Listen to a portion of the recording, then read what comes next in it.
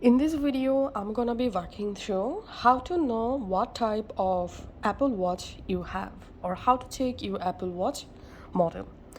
So first of all, let's see the first option. Press the crown on your Apple Watch to go to your app library. In app library, open the settings app. In your Apple Watch settings app, scroll down and tap on general. In general settings, tap on about. And here you get your Apple Watch name, and here we can see my Apple Watch model name. My Apple Watch name is Apple Watch AC second generation.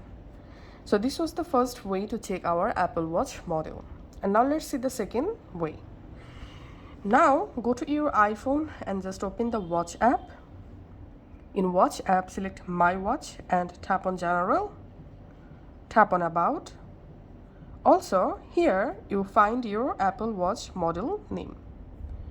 Now let's see the third method to check our Apple Watch model name.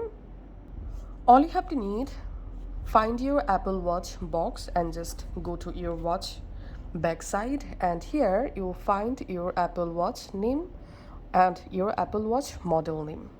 Now I'll show you the last way to see our Apple Watch model.